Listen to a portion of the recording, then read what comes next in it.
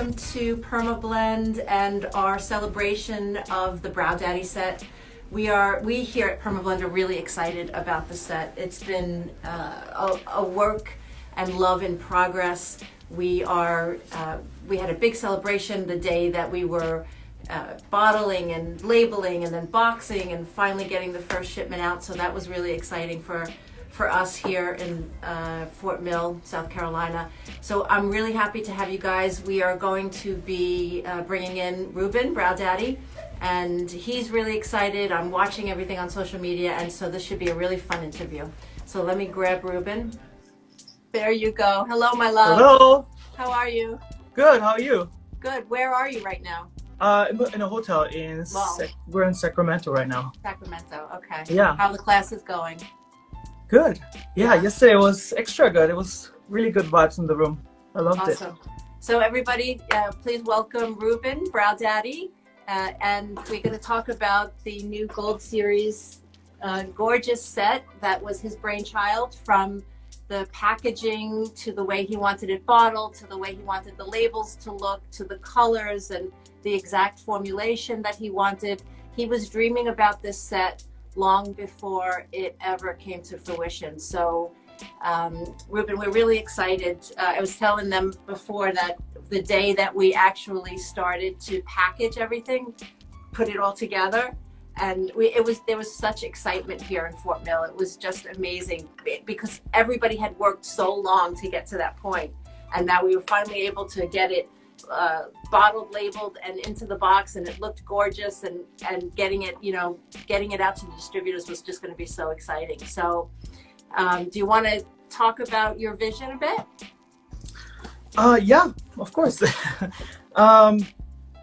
I wanted to create something that hasn't been done before in permanent makeup. I feel like we're selling really luxurious high-end services, beauty services to our customers. So I wanted to create something where the artists can display this and make the customer also feel good when they see this. Oh, they go to the salon oh, that looks good. What is this? I feel like that's something that hasn't been done before, and it looks so luxurious. You can kind of brag about it. Exactly. And not only the look of it, obviously. Right. I don't know if they know, but if you turn the box around, it's a little stand. Mm-hmm. So we added this kind of last minute. I was like, oh, you know what? It's actually would be a cool idea to add a stand. So everyone who's watching this, you have a stand in the back of your box, so you can display this. Obviously, it's up to you how you do that. Yeah. So when you first started to think about the colors that you wanted in the set, was there something that was happening in your scope, in your work, that you felt there was something missing, or was it just something that you just felt you wanted to do, or were you missing something? I think I had a pretty clear vision how I wanted my colors to be.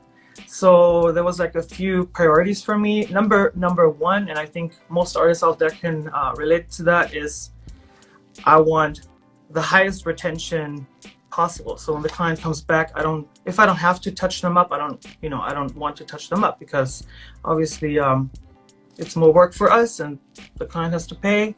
And also, the integrity of the skin, it will be better to, you can only do so many treatments in a lifetime on a client's skin. So yeah, retention, and we definitely nailed that. Everyone who will see their clients back will love it.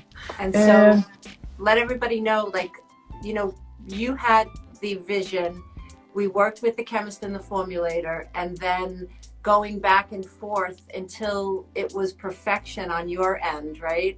And the testing, how many clients did you, we went back and forth so many times until it was perfect for you. Yes, yeah. I think I drove you guys a little crazy with that, but we're so happy now. And when I see my clients back now, I'm still shocked sometimes, I'm just super happy and really confident in what we have created there. Yeah, that's awesome. And so now you are doing your world tour. And you are taking this set and my set is always with me, and the students watching this out there, now you spoiled them actually. Oh, sorry. Spoiled the surprise. Oh, sorry. No, it doesn't matter. Yeah, everyone, congratulations. You're gonna be, you're gonna get the gold collection in your gift kit. That's so great. I'm sure everybody's very excited. So when you're teaching this class, are you working with these colors so they're actually getting to see live? Yeah, them in action basically, and that's great. I'm also going a little bit more in depth about each color. So you actually have created with the chemist the sheet where where it's more like in detail about the color, the suggested Fitzpatrick's. Yeah, and I think we should share that also with everyone. Yeah, if you're I can okay put with it. that. Yeah, I really like that chart. I know it's a good chart. I'll put it up on permablend.com under what do we have? Assets. I think we have assets up there, so I'll put it under there so everybody will be able to see it. Perfect. Okay, I'll do that next week. But yeah, so we are here in Fort Mill, and our distributors are loving the set. We've sent them out to some people before, so they've been using it, and your influence have been using it, and everybody is just raving about the set. So we're really excited. Go ahead. Yeah, when I think last week artists started working with it because you guys shipped out first, and many of them actually already received the kit, and I'm getting all of these tags. I'm like, oh my god, I can't stop posting.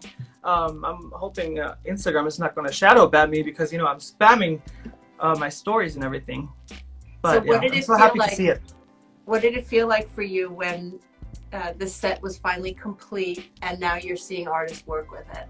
I think I'm so annoying. I tell my friends every day, like, oh, this is so unreal. It's like it's happening, Yeah. It's so great. So, cool. So I don't know if everybody's going to get to see the videos that we did, right? We talked about that a little bit, but just quickly tell them the Brow Daddy story, how you got your name, Brow Daddy. My name? Okay, let me just take a sip of water because I feel yeah, me too. And then I have some questions I have to ask you. My crew here is bugging me for some questions. Oh, okay. Yeah. Okay, I'm gonna tell the story real short. So I was with some friends on a festival actually, and I was about to open the salon in Las Vegas, and yeah, we were like, we had a good time, and I had to find a good name. I knew, I wanted to create like a big brand. It was like my dream, and I knew it has to be something that everyone remembers, and it's kind of like, kind of maybe funny and cool, all of that. And I was wearing a hat that says Daddy, and that's the hat that I now give my students and their kids too. And I looked in the mirror, a little bit drunk. I was like, Daddy, okay. Wait, I do brows, so Brow Daddy, that makes sense. And then, I jumped out of the restroom. I'm like, oh my god, I'm Brow Daddy, and everyone is like, yes, you're Brow Daddy. Yeah, that's how it happened. That's so great. Every time I hear the story, I get the chills because it was such a moment of epiphany. Like, yes, this is the brand name, and you had that vision, and I love that. Right? Thank you. Okay, so what would you like to explore next with Brow Daddy? Is there a project that you have in your mind? Do you have other things that you're creating? I mean, we're actually, maybe creating some more stuff together. I don't know. Yeah, there's many things we're actually, we're planning a lot. The brand is just beginning. Yeah, we're here, and there's so much more to come. Exactly. I'm so happy to, that this happened between us. I know, me too. We are too. Thank you. Some questions we're getting. What's your favorite mixture of pigment from the collection? So do you have colors that you kind of find yourself mixing all the time? Yes, actually. And I've seen many artists copy that, and it looks so beautiful. I love mixing chocolate, which is like a soft dark brown, with Tokyo Black. With Tokyo Black. And that creates like a really nice, like a dark brown. These are the two. These are the two. Yep. So, yep. And so on the chart that Ruben is talking about, that I'll put up for you guys, we'll recommend fits numbers, and the opacity will tell you if it's high opacity or low opacity. And so you'll get some good information on there. But if you guys, whomever has the set already, do the drawdowns and look at these gorgeous, gorgeous colors, and you're really going to be able to work on any client that you have in your seat with this set. There was one question I get all the time. Can I just jump in with that? Yeah. So one question we had was, are they pre-modified? And that's actually a good question and important. Some of them are pre-modified, so we added some warmth. Some of them are neutral. Some of them are more cool. I wanted this to be as diverse as possible. So, like, they're super diverse. You have, for example, Bruges is like extremely warm. It's a dark brown, extremely warm with a red yellow base. Super nice. I think that will be one of the favorites especially for the microbladers, because those hair strokes will heal to a true brown. Beautiful. Yeah, it's really beautiful. Really And beautiful. we have some. Let's go. Let me see. I have my chart here. Truffle Dream. I know that's gonna be a super duper favorite of everyone. Truffle Dream is more like a neutral base color. Do you have it there? Truffle Dream, yeah. So beautiful. Yeah, it has a high opacity too.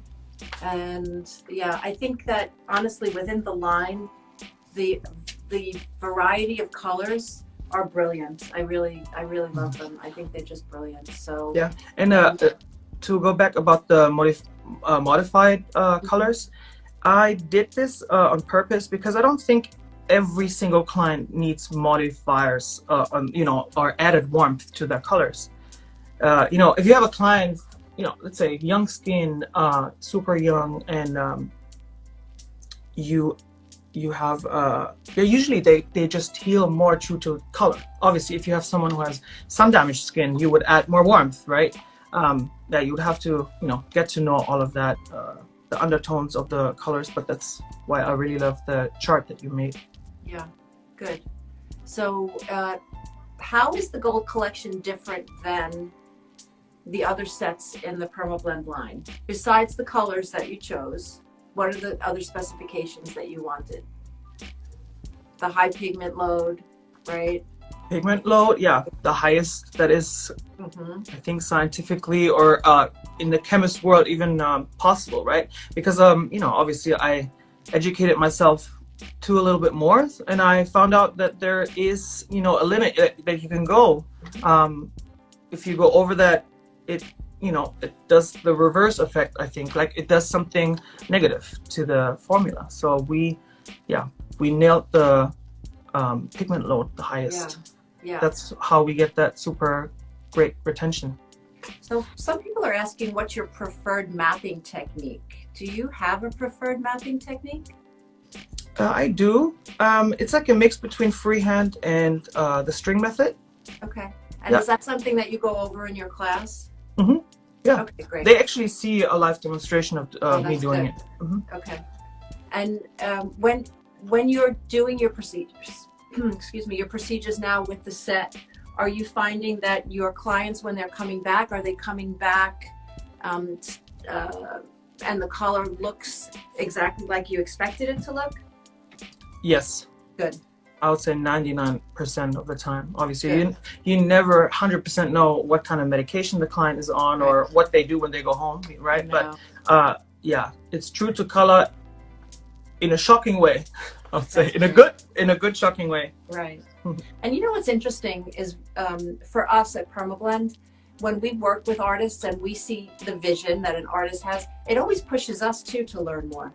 Right? And to explore more and do different things. And so I think, that's probably the part of my job that I love the best. So this is what the set looks like. There's some goodies in here, and I won't spoil the surprise, but the set is just absolutely gorgeous. And Ruben put a lot of love and time and energy and effort. And I know Marvin's standing there. He was also instrumental in getting this all pulled together exactly the way that you wanted it, and I think that it is truly a beautiful, luxurious set. And all my heart went in there. designing this. My heart Yeah. went in there, everything. It did. Designing this. Oh, Yes, there's one and question so- I see also all the time. Sorry to interrupt you. Go ahead. It is about the color chart. So people are asking if it comes with a color chart, and we're actually working on that. So that will be released soon. Yeah. So like Ruben was saying before, the set is so beautiful that, you know, it is something that you might want to display because it does present an air of luxury and just high end and just beautiful, beautiful product. So more to come from Brow Daddy. Very exciting. What's your most requested brow look? Ombre brows, yeah, that's what I'm known for, right? Yeah. Yeah, So is ombre there brows. like, do people, I mean, you do in Vegas, you know, do people have a certain style that they're always asking for? I think, yeah, I think the Vegas, my clients in Vegas, they like the dramatic look. Yeah. Mm-hmm. They come back most of the time. They're like, "Oh, can you go a little bit darker?" Yeah. Do you ever get clients that want like a really thin brow and you have to talk them into something else? Not so often, no. I usually just go with their brow, like the natural thickness of the brow. I don't like to go much thicker, Okay. unless they don't have any hair, obviously. Right. But yeah. Yeah, awesome. So do you want to take some Q&As and see what people are thinking and feeling about the set? I think that would be fun. Does he see them on his end too? I see it, yeah. Okay. So, hi, I use your pigments, but they always get red. So a lot of times when you guys are tattooing with the high pigmented pigments, you're going to get that when it's mixing with the blood, the pigment load is so high, but the result will never heal. It will never come back red unless you've used it on the wrong client or something, put in too much of the modifier or something like that. Yeah. You know, then you're going to obviously get that. But yes, you will see it red. I'm actually wondering if she's using my pigment set. Oh, okay. Because it never happened to me. Like, Yeah. you know, red, there's only, let me see. There's chocolate, where we have red, and Bruges. Bruges is one color that really turns extremely red. Like I said earlier, we modified this heavily, and this is the only color where I would say it really is very, very warm, but when it heals, it cools down a little bit. So it heals to a true brown. Yeah. So I would just say that artists have to learn this set and the way that it works, just like they do any other pigment line or any of the other Perma Blend colors. It's just, you know, you have to use it, right? You have to use it to get used to it. And if you learn the colors and you know your skin undertones and your overtones, you're going to be fine. And again, you can always reach out to us and we can answer questions. Is there a modifier or thinning solution? Yeah. There's a modifier in there, right? So go ahead. Yeah. So I added Honey Magic, which is super pretty orangey yellow color, and you can use that on its own for your ginger clients or to add warmth to any color. It's the perfect modifier and also the perfect ginger color for your ginger clients. Yeah.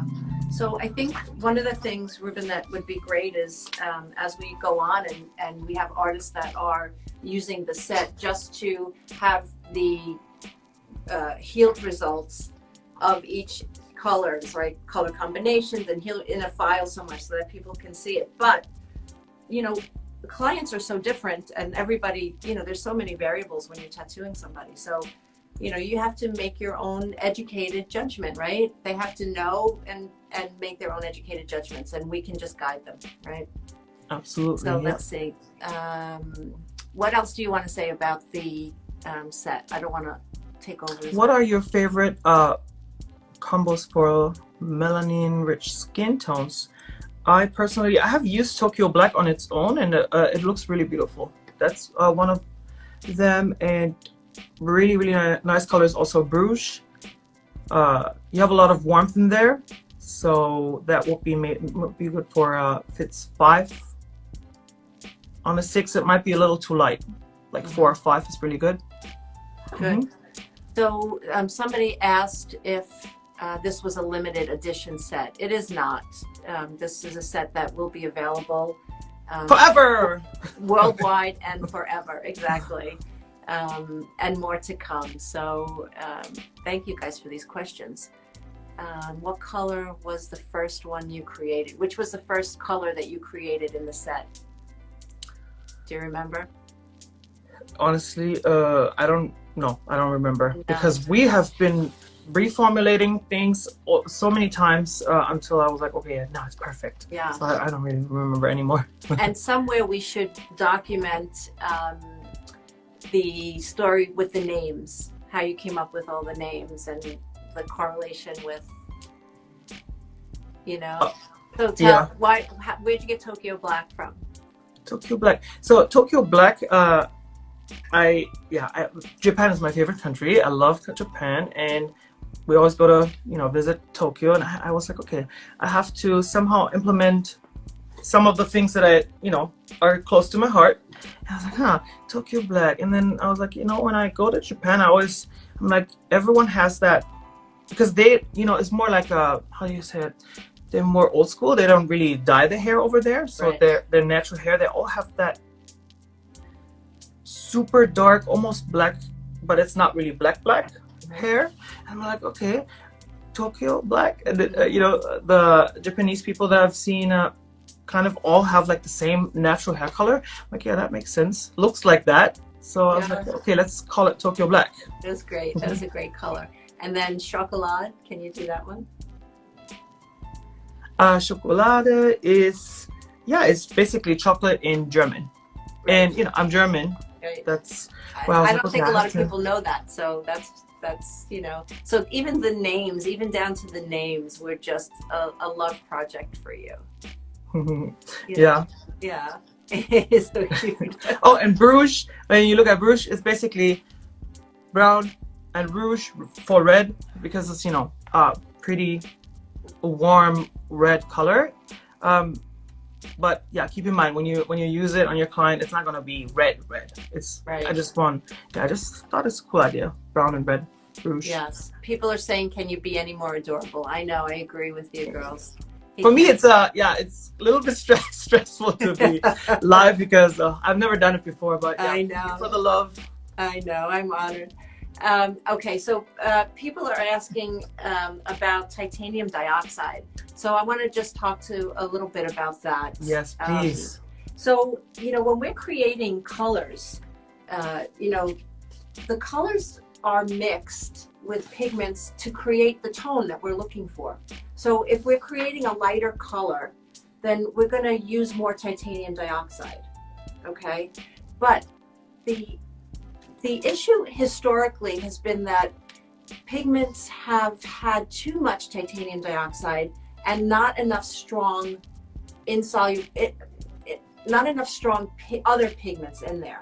And so when the colors faded in the past, historically, the actual color was fading out, and what was left was a lot of the titanium dioxide. So this is a white, this is the Blanc from Perma Blend, and this is the white. And you can see that, like, you cannot see through this, right? It's very opaque. So the good thing about having colors with titanium dioxide in them is that it's going to give you a lot of strength and coverage. And so as long as the other pigments in that color... You guys call it balanced, right? So if the formula is balanced... The formula... Yeah. Actually, I wanted you to talk about titanium dioxide, because there's so many artists out there, you know, obviously I learned this along the way too, you know, when we started formulating everything 2 years ago. I learned so much about pigments, so interesting actually. And I see in forums and, you know, many artists are so misinformed about titanium dioxide. They're like, does this color have titanium dioxide in it? Then it's bad, you know, that's total nonsense. If the chemist knows what he or she is doing, the formula is balanced, then you're gonna be fine. It's perfect. Right. And so you can answer that and tell him I'm on Instagram. And if the pigments are high, right? If the pigments pigment load in there is high, then you're gonna get that balance. And that's why we always talk about the high pigment load, because the other colors in there are not so little while the titanium is so high. And so we do, that is, you know, we look at that balanced formulation, we look at the light fastness, all of those things to create this. But, you know, titanium in and of itself, as long as it's in a balanced formulation, is not bad. It's not, you know, you're not going to take this and tattoo it straight on somebody, right? But when the chemist and the formulator put it in a balanced formulation, then there's no reason to fear titanium dioxide at all. Exactly, yeah. At all. And so we just have to educate people, that's all. I think maybe now we helped a lot of people to understand this, because Yeah. the balanced formula basically, you know, means that you explained this really good to me, is the even fading, right? So they're basically all like the amount of each ingredient is, you know, in the formula is so balanced that when it fades in the skin, it fades evenly. So, Right. you know, you don't have funny fading that one color is left. So, yeah. Exactly. You guys have the best chemists, so.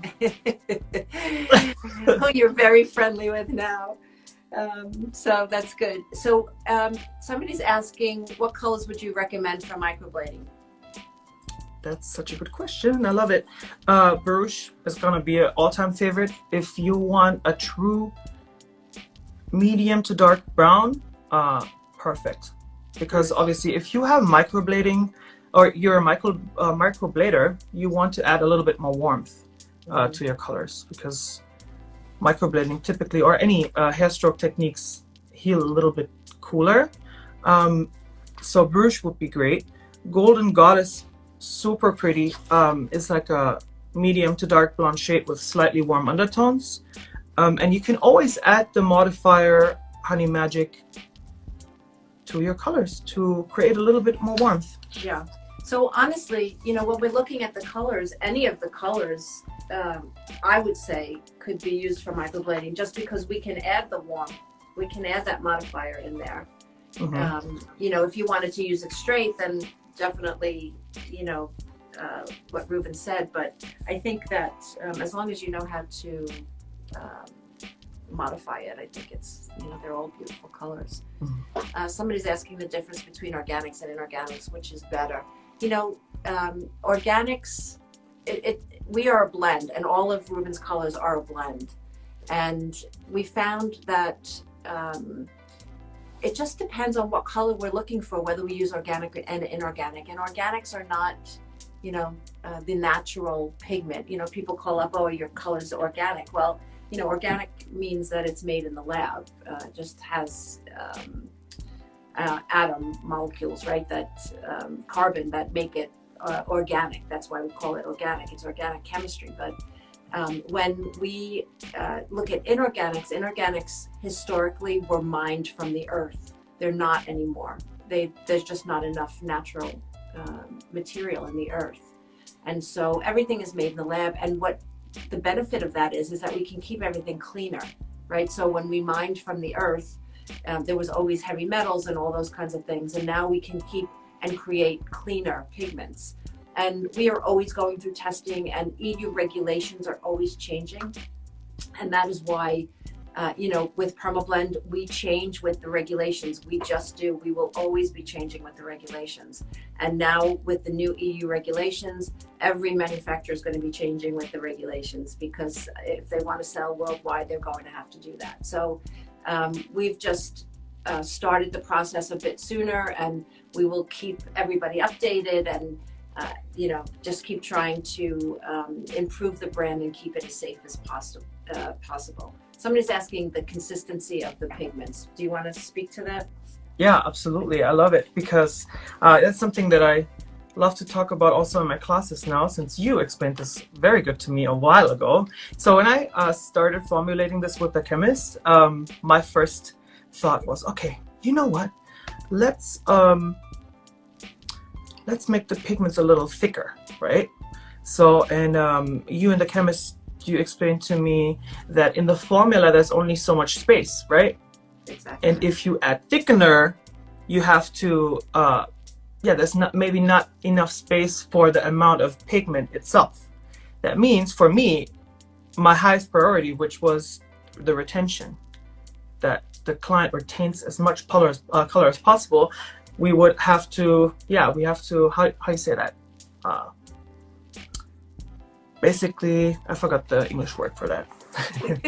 But the retention would not be the same, right? If the pigment load is higher. So I would have to decide, we do super thin consistency, watery pigment, which I'm okay with, or we go thicker, but you know, the pigment load and the pigment itself would not be as high. And I was, you know, immediately I knew I don't care about my, you know, the thickness of the pigment. I think we all can agree that the retention is, and the pigment load itself is most important to me. Yeah, and interesting that you say that, because when we first started Perma Blend and microbladers were using it, they were having a really hard time, and so they were adding the thick shading solution to just give it a little bit more consistency, but finding that it lessened the pigment load, right? It just, that's when you told me this, I was like, pooh, so interesting. I love that. So, but microblade artists have gotten used to, have really gotten used to the thinner consistency because of the retention and the healed results. So, is there anything else that you want to tell your fans here that are so excited to see you on an Instagram Live for the first time? Is it true that permablend pigments don't fade as quickly as organic pigments, and you should therefore only be used for artists completely happy about their technique in depth? Anne-Marie, you can answer this. Say that again. What did I didn't Oh, you didn't see that one? Okay, is it true that permablend Is it true that permablend pigments don't fade as quickly as organic pigments, and that they should therefore only be used by artists completely happy about their technique in depth? So, you know, again, organic and inorganic, if I show you, oh gosh, I had a chart here, pictures of organics and inorganics, the organic pigments are just brighter and more transparent. It means that I can see through them. They're just more transparent by nature. Where the inorganics are a heavier pigment, they're denser, you're not seeing through them as much. And so it's one over the other is not, you know, there's not one better than the other. And so when we blend them, we find that we're getting a good balance, again, going back to that word, but we also get the opacity and the strength that we're looking for, and the highlight fastness numbers, because the inorganics are always high on the light fastness on the blue wool scale. So we know, you know, we know what we're getting. And so organic or inorganic, it doesn't matter.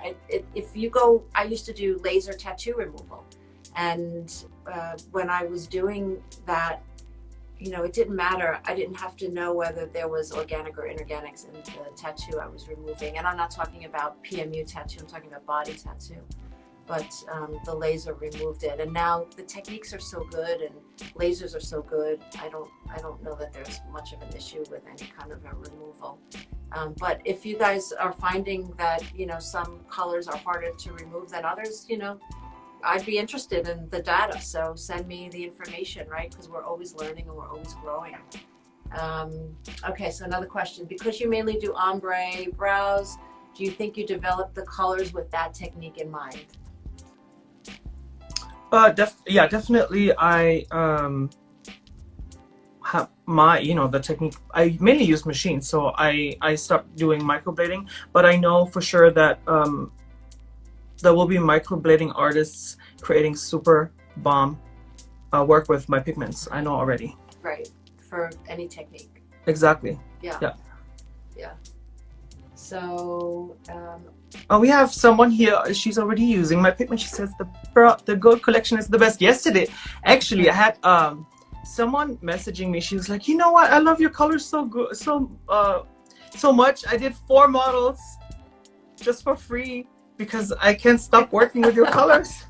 She just wanted to use it. Yeah, she just wanted to use it. It was so cool. Yeah, okay, that's great. All right, so one last question I have for you. What do you see as the future of permanent makeup? Like, do you see, from when you started to now, like, have you seen large changes, and what do you see as the future? The future. I feel Like, like we're. do you see the industry? Do you see like product changing?